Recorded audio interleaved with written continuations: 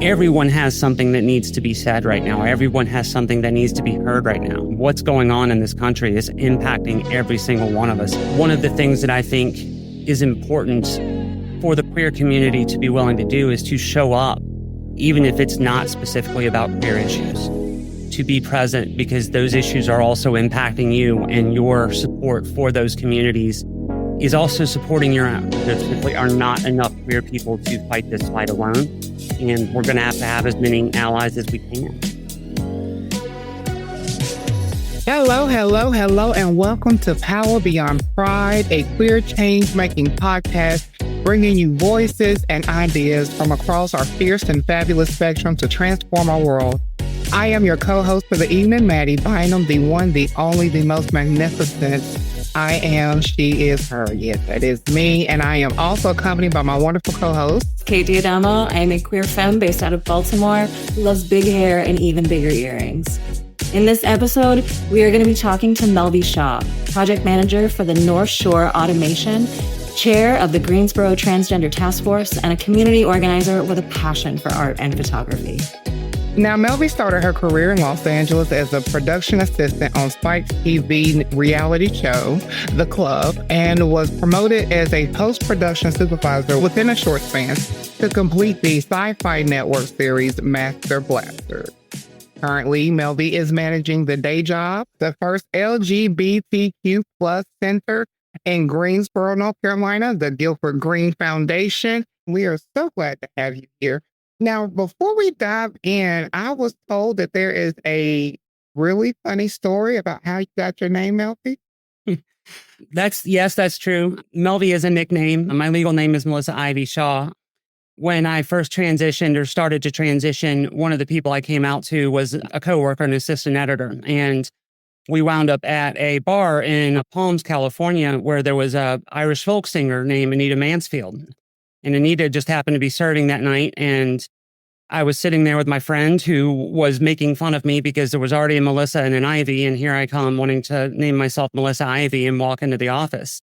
And Anita out of nowhere pipes up and says, call her Melvy. And fast forward about 8 weeks later, and I'm sitting in color correction, and there in the credits is Melvy Shaw. And I had no idea my friend had done it. He had just flipped it in.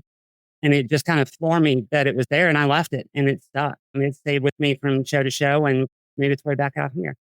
I love that. All right. So real quick, Melvy, I just want to run over a couple of things about you, and then we're going to dive right into our wonderful evening together. Is that okay? Sounds great. Correct me if I'm wrong about anything. I do try to make sure I give everybody their flowers properly. So Melvy is a photographer and videographer. You have also recently closed down your social media accounts. Is that correct? That is correct. Yeah. All right. So your photography portfolio is linked to your signature, correct? It was in the signature of my email. I can put it in the chat here for you, but it's on 500px.com. I have a portfolio through them, which 500px is a photography social media account. So I guess technically I'm not completely off social media. It's okay. Look here, let me say, I tell everybody I'm off social media, and I secretly have a Twitter account that I like to go and talk people on. So I'll get you on that one. And I also hear that you are a huge fan of music and go to many concerts. So what was your favorite concert? Oh, Lord, that's a loaded question. I can tell you I've been to hundreds of them. I have seen Widespread Panic play over 70 times.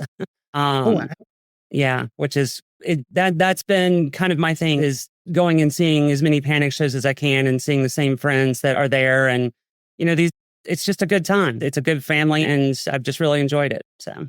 Well, that's good. And also, too, you play instruments. You play the guitar, the bass, the mandolin. And I have to admit, I've never actually met someone that plays the mandolin, but I know what the mandolin is. And so is it relaxing or is it complicated? For me, I've got big old sausage fingers, so it's very complicated. My hand is definitely better suited to play the bass guitar, and I'm pretty terrible at playing the mandolin right now. But there was a busker on the street in Savannah, Georgia that was willing to sell it to me for $30, so I bought it. And hey, you like me, I can never pass up a good deal. Yeah.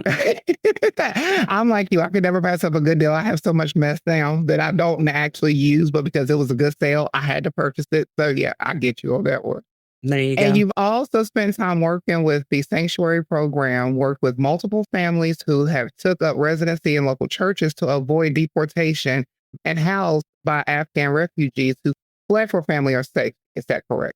Yes, that's correct. I did have a great opportunity to work with a couple of amazing families that unfortunately had to uproot their lives and basically lock themselves in a church. And it wasn't a church that they were a part of. It was a completely different church that they had no connection to.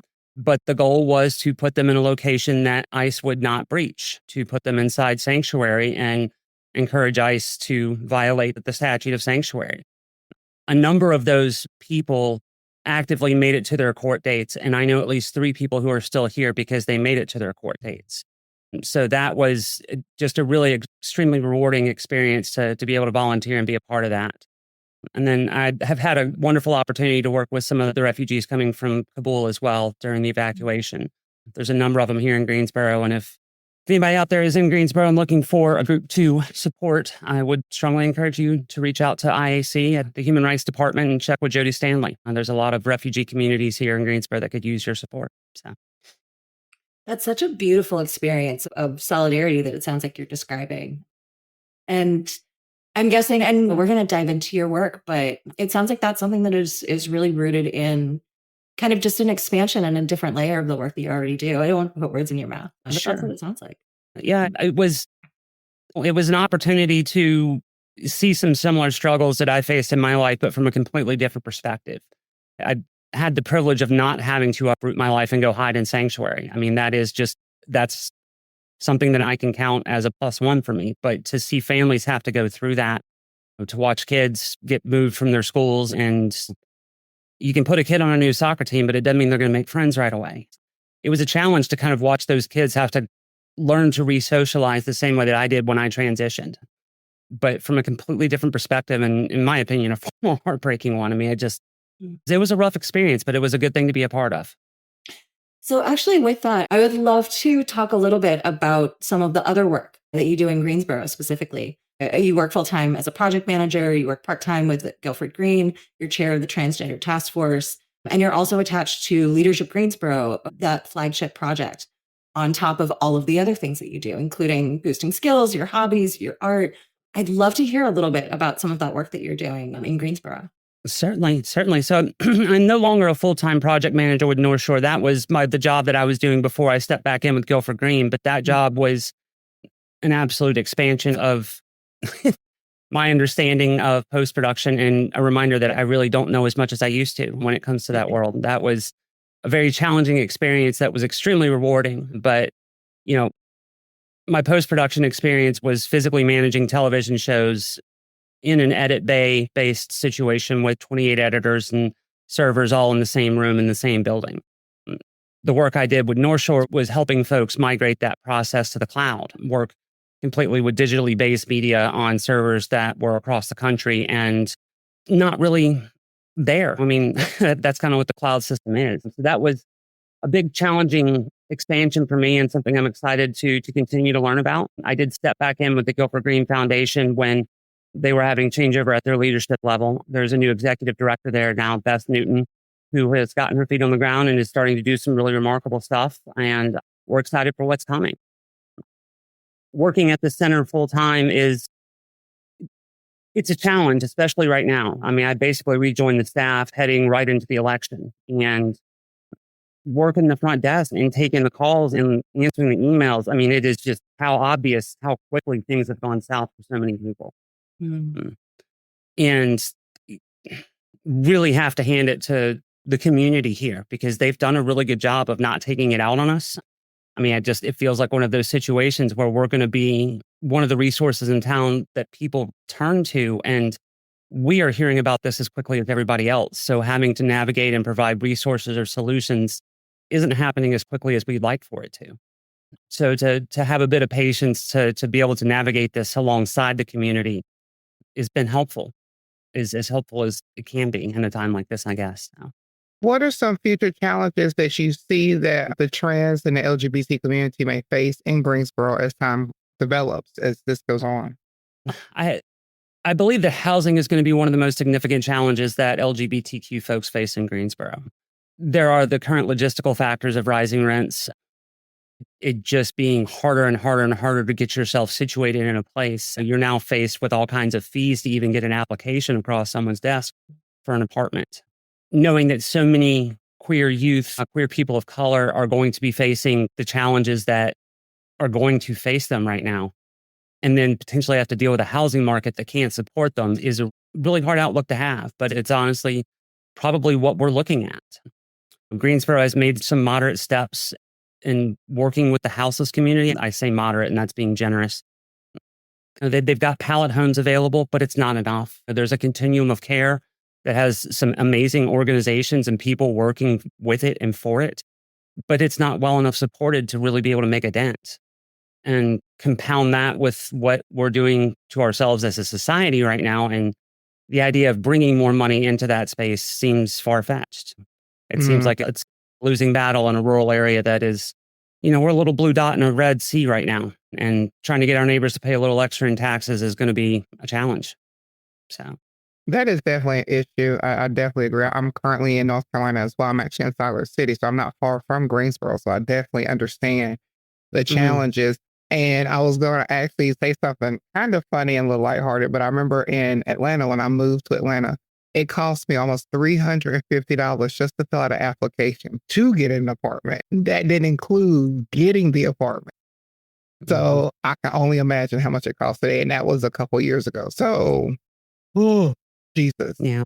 How has Greensboro changed since you've been in Greensboro?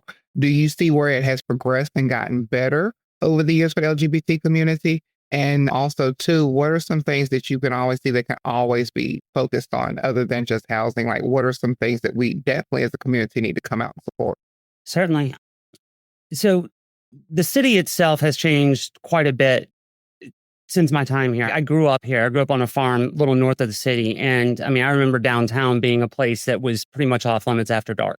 There were a few bars down there, but from what I understood, it wasn't really a place where anybody under the age of 18 was going to find anything they could go do. And about the only place I ever went to downtown was a head shop called Glitters, where I got a Blind Melon t-shirt. That's what downtown Greensboro was growing up. And when that's your view of the community of Greensboro, where you think people are going to congregate when it's just not a communal place at all, it's hard to kind of get a sense as to what the community really offers marginalized groups. I would come to learn later that there actually was a fairly robust gay community here in Greensboro all the way through my formative years, all the way growing up into high school, that I just had absolutely no idea existed because A, I hadn't acknowledged to myself that I was queer, and B, it just wasn't spoken about. There was not a place where those folks could be themselves publicly. There really wasn't a place where the community could gather and be well known. I don't want to say it was secretive, but it certainly was quiet. Watching the city redevelop its downtown area and make it as inclusive as they've tried to make it has been a really good thing to watch. I know there's a lot that Greensboro can do to better downtown. We certainly have our challenges when it comes to public transit, when it comes to access, when it comes to everything else that goes on in this city. But I do think that downtown now is significantly better than it was when I was growing up. And I think it provides a lot more for communities. I keep bringing up downtown because I learned kind of early on that it wasn't necessarily just the gay bars that folks in the community migrated towards. But there are a lot of queer-owned businesses in Greensboro that draw a fairly substantial queer crowd.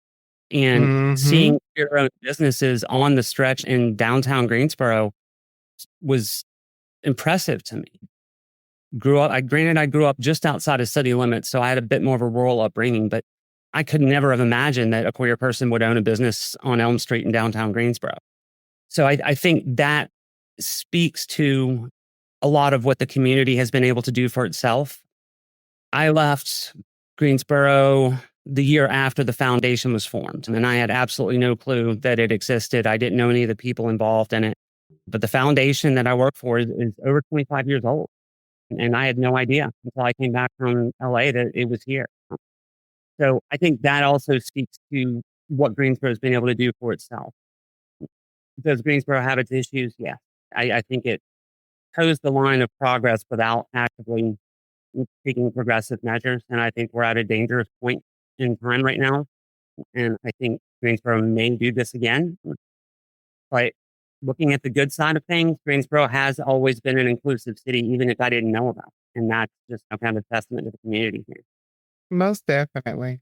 And that feels like a great place for us to take a short break and get back to you in less than a minute. Please don't leave us because we're just getting warmed up with our conversation with Melvy Shaw.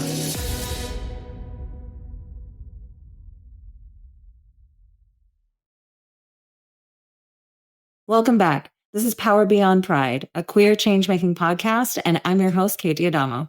And I'm here with activist and community organizer, Melvy Shaw. So Melvy, we were just talking about some of the changes that you've seen and some of the shifts that you've seen in Greensboro for queer folks in the years, especially that you've been back. And so with that in mind, how should communities and allies and activists and accomplices be showing up in the spaces that you're in to support queer folks at this time? I think it's less about supporting queer folks specifically and more about supporting everyone equally and communally right now. And I say that with knowing that's a loaded thing to say on a queer-based podcast. But one of the things that I've noticed that I've been going to the protest, the hands-off protest, the No Kings March here recently. There are a lot of amazing things that are being said at those protests. They're being said very quietly by a lot of people spread out across the yard, across the area where everyone's protesting.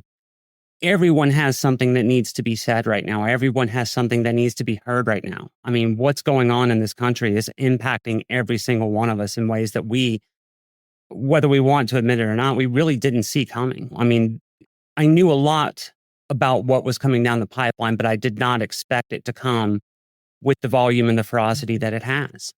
And one of the things that I think is important for the queer community to be willing to do is to show up, even if it's not specifically about queer issues, to be present because those issues are also impacting you, and your support for those communities is also supporting your own. And I would hope that it lends to some of those folks seeing you at their events and returning the favor, whether that be inviting you up to speak or bringing queer speakers out, whether it's adding something to the message, or whether it's even just showing up to an event that's specifically for queer people.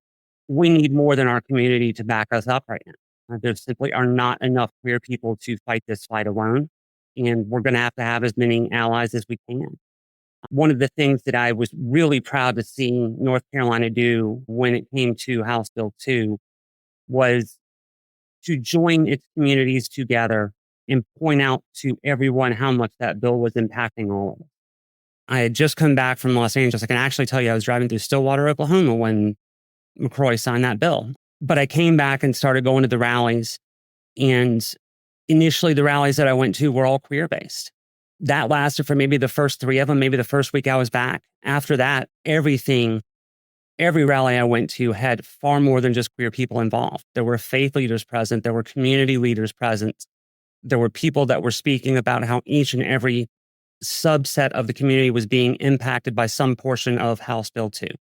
And it was in that moment that you really saw this community stand together side by side. Nobody cared who they were standing next to. Nobody really cared whose voice was being heard over anyone else's.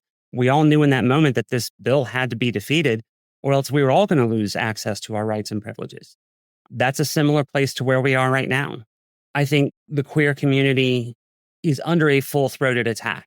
But I also think that there are other communities that are under a full-throated attack. And everyone right now is feeling this anxiety and this fear and this depression. And I think if we want people to show up and support our message, we have to be willing to show up and support others' messages too, even if it's not exactly ours. So, I mean, you started in a space of solidarity and now are coming to a space of solidarity. So I think it makes sense. And it's such a beautiful response to that.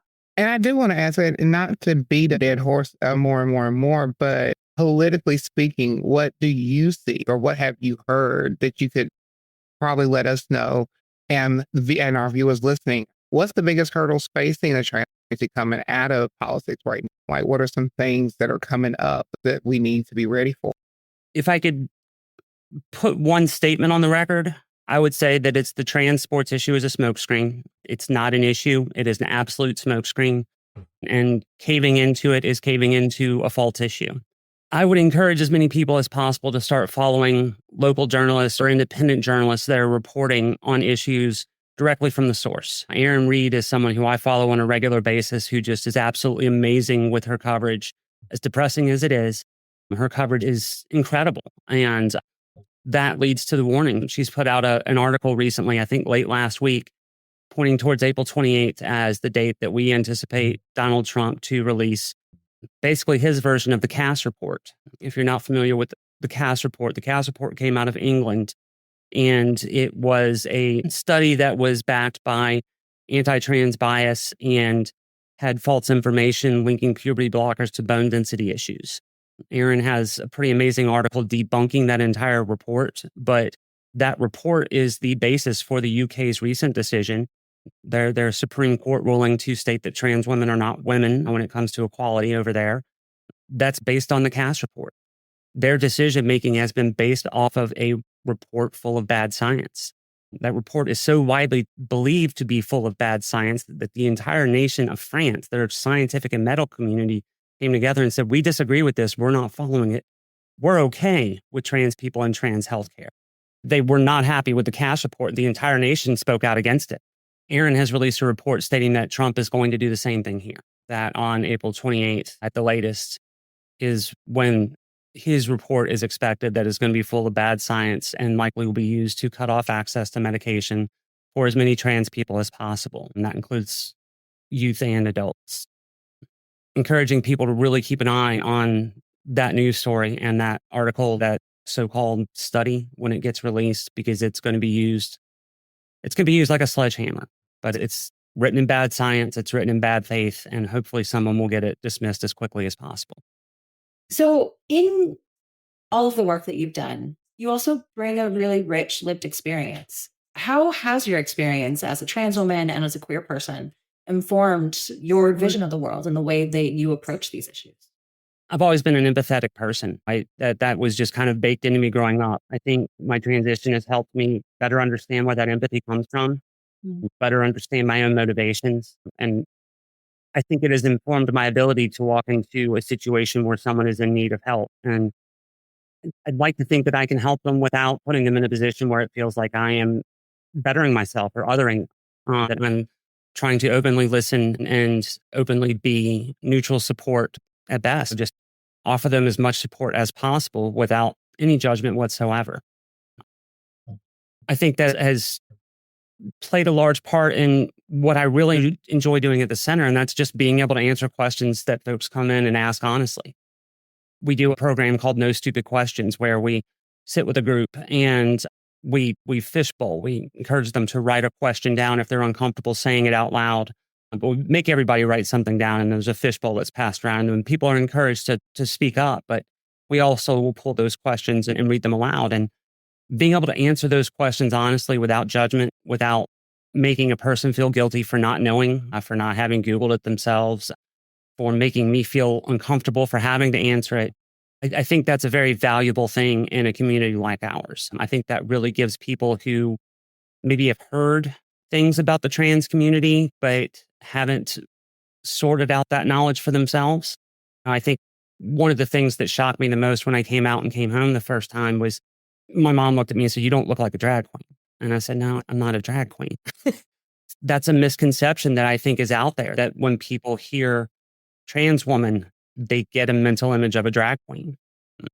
Being able to help folks navigate and understand who a trans person truly is without making that person feel guilty for having to ask those questions is just something that I really enjoy doing. And I don't know that I would enjoy it as much as I do had I not transitioned. So there's a long walk to a weird answer. I hope that makes sense.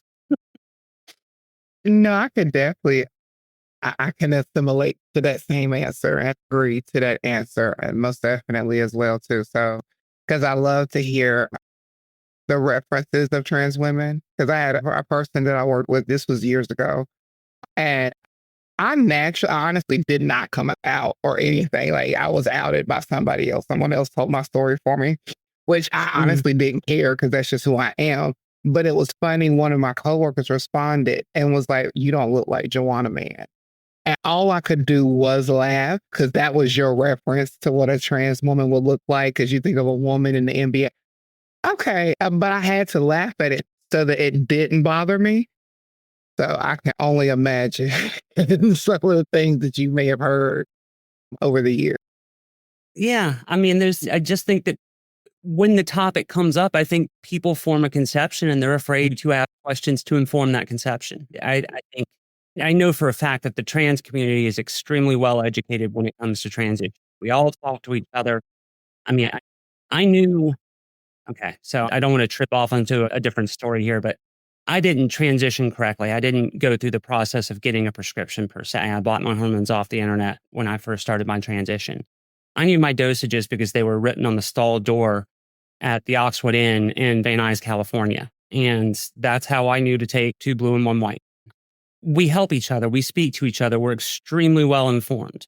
So when someone asks a question that we all know the answer to, I think it's really easy for us to respond in a way that's negative, in a way that is condescending, in a way that is hurtful. Mhm. I think being able to give the outside community an honest opportunity to ask what questions would likely be considered inappropriate in a queer circle, letting the community ask those questions in certain situations is extremely beneficial.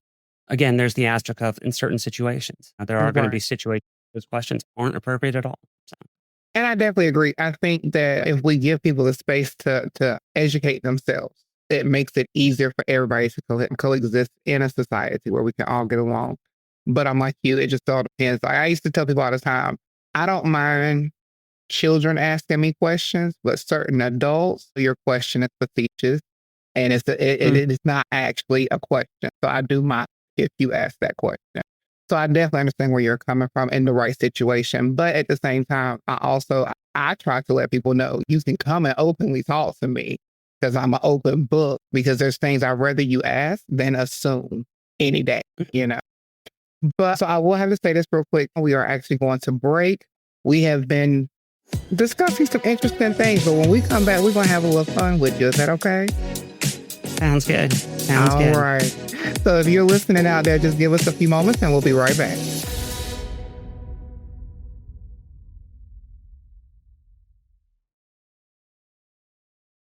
All right, so we are back to Power Beyond Pride here with the wonderful Melvy Shaw and my beautiful co-host Kate, and we have been having a really good conversation.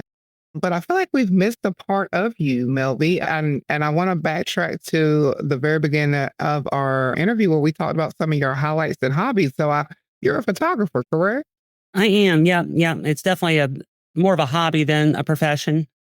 It's something I kind of learned to do backwards. My job was in post production and working in video editing. And I had absolutely no idea how to work a camera. And I knew what I didn't like coming out of the field. So I picked up a camera and tried to figure out how to not do that and have just Right. kind of gone backwards from there. And so I just kind of taught it to myself backwards, I guess.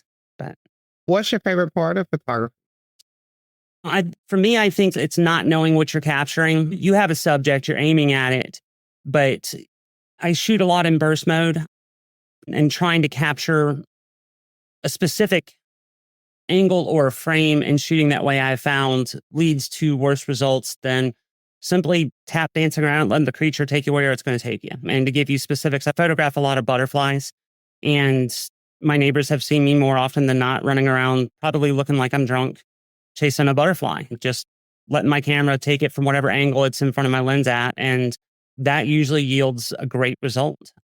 It kind of gives me a moment that I was a part of, but I didn't necessarily see. And now that's a moment that I get to share with others. So I like that. Yeah. They say a picture's worth 1,000 words. So, yeah. there you go. Well, we are about to enter into our rapid fire question portion of the show. This is the part of the show where I do apologize. Any question can come up, Melvy. Okay. So be prepared. Don't get stuck in one position. Referring back to something you previously just discussed with us before the show. Well, no.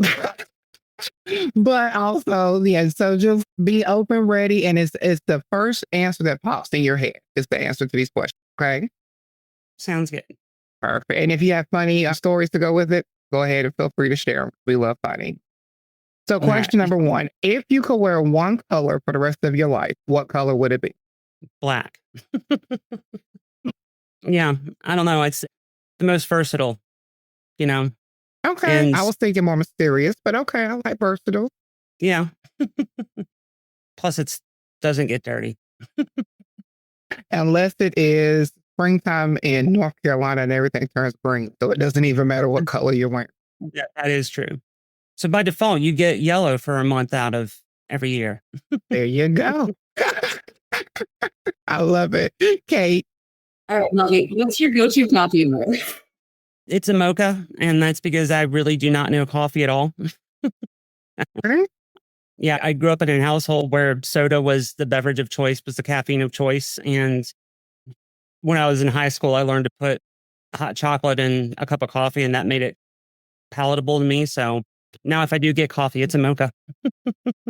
I'm just happy to know I'm not the only person that does that because I used to put hot chocolate in coffee. Oh my God, I used to think I was so fancy and fabulous. I get my mom's instant coffee and a pack of instant hot chocolate and mix it together. Yeah. Oh my goodness. Okay. For a while. There you go. Add a little milk to it. There you go. You got it. Now, let's see here. What's the, let's see, this is a hard question because you may not know the answer to this. Do you snore? And if so, how loud? I know that I grind my teeth. I probably snore. And I know that I talk in my sleep. That's I was a camp counselor for a number of years, and I had a co-counselor that had to wake me up one night because I was yelling at my campers in my sleep. So I know that I talk in my sleep. Film or digital, and why? Oh, I like to watch film. I like to create with digital. I like to watch film because it's, to me, still the standard to beat. I like to create with digital because film is expensive and I really don't know how to use it all that well. Good reasons. So I'm about to say, we know our strengths and our weaknesses. I like it. Yes, ma'am. Yes, ma'am. What's the strangest talent you possess? I make beef jerky. Ooh. Yeah, I make beef jerky, 130 hour that I marinate it. It's started off trying to recreate my grandfather's recipe after he passed, and it just has kind of evolved. And now I have this 130-hour process for making beef jerky. Star Wars or Star Trek? Star Wars. Okay. Peaches or plums? Plums. Really? Why plums? I love the flavor of peaches. I don't like the fibers they leave behind in my teeth. Plum's a bit more like eating a grape to me, a big grape. So Scuba diving or skydiving? That'll be my last question. I've been skydiving. I've not been scuba diving, so I'll go skydiving. How does skydiving feel? I said it for my 40th. I'm turning 40 this year. I wanted to do skydiving. So would you recommend a specific place to go skydiving or scenery wise? Do it near the coast. As close, or a body of water, something to give you a visual. I did it off the California coast up near Lompoc and Vandenberg, which is where the Air Force Base is. So we could see, as we were coming down, we could see all of the Channel Islands, the Pacific Ocean, heading out into the desert, the Mojave. So absolutely beautiful vista out there. I've heard some people talk about Myrtle Beach being a great place if you're going to stay on the East Coast. I don't know that for sure, but I guess that would be kind of like trying to get out somewhere where you can split your scenery. I guess it might give you a point of view on where you are because you're going to be spinning around in a circle. So I could always tell which direction I was pointed based on whether I was looking at water or the desert. Okay, that makes sense. And actually, I'll be on the West Coast, so that would be cool. That'll be cool. So I thank you for the advice. And before we end the show, I do want to say thank you. Thank you so much for being here, Melvy. We have definitely enjoyed you this evening. And my last question, I guess we'll wrap up with this one is, what are your biggest goals and dreams for the future of the transgender rights? If there was a way to put us back where we were prior to January 20th, if that was the inauguration date, I can't remember. That's the first goal. It wasn't perfect, but it was par for the course. I want to see the sports conversation go back to being between people who understand the medicine and the science behind it and not misguided parents. And the same thing, I want to see the same thing happen for medicine. And this challenge to transgender healthcare right now is coming from bad science. It's coming from a number of different things, including Citizens United. It needs to go back to being between doctors and patients. That's not a special right. That's not something that we should have to ask for. That's just common logic. I'd like for the trans community to stop being used as a weapon to divide this country. We make up such a small percentage of the country.